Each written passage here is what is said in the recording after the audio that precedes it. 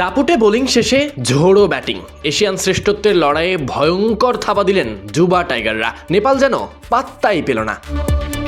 অনূর্ধ্ব ১৯ এশিয়া কাপের গ্রুপ পর্বের ম্যাচে নেপালকে শুরুতেই চাপে ফেলে বাংলাদেশ অনূর্ধ্ব ১৯ দল। নির্ধারিত ৫০ ওভারের ম্যাচে ৩১ ওভার ১ বল খেলে সব উইকেট হারিয়ে ১৩০ রান নেপালের স্কোরবোর্ডে।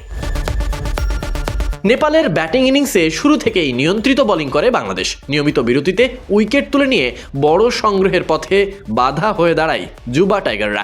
স্কোরবোর্ডে চাপ তৈরি হলেও ব্যাট হাতে একেবারেই দাঁড়াতে পারেননি নেপালি ব্যাটাররা। যুবা টাইগারদের নিয়ন্ত্রিত এবং পরিকল্পিত বোলিংয়ে নেপাল ৩১ ওভার ১ বলেই ১৩০ রানে গুটিয়ে যায়। মুস্তাফিজুর রহমান সবুজ ছিলেন এদিন সবচেয়ে সফল বোলার। ৭ ওভারে ২৭ রান দিয়ে তুলে নিয়েছেন ৩ উইকেট। সবচেয়ে economical bowler Sakib Ahmed ৫ over ১ বলে ১০ রান খরচা করে তুলে নিয়েছেন ২ উইকেট।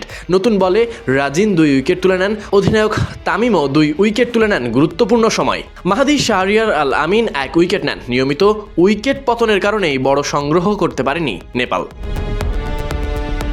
ব্যাট হাতে জবাব দিতে নেমে বাংলাদেশ অনূর্ধ্ব ১৯ দল ৪ ওভারেই ২ উইকেট হারিয়ে ৩৫ রান সংগ্রহ করে। পাওয়ার প্লে শেষ হওয়ার আগেই টাইগারদের স্কোরবোর্ডে ৬০ রান। স্বল্প রানের টার্গেট তাড়া করতে খুব বেশি যে বেগ পেতে হবে না তা বুঝে গেছে সমর্থকেরা। এখন প্রয়োজন মাথা ঠান্ডা রেখে ব্যাটিং করা। উদ্বোধনী ২ ব্যাটার ফেরার পর জাওয়াদ আবরার এবং অ্যালেন বাংলার পতাকা ধরেছেন শক্ত হাতে। দৃষ্টিনন্দন ব্যাটিংয়ে যারা দলকে নিয়ে যান জয়ের বন্দরে।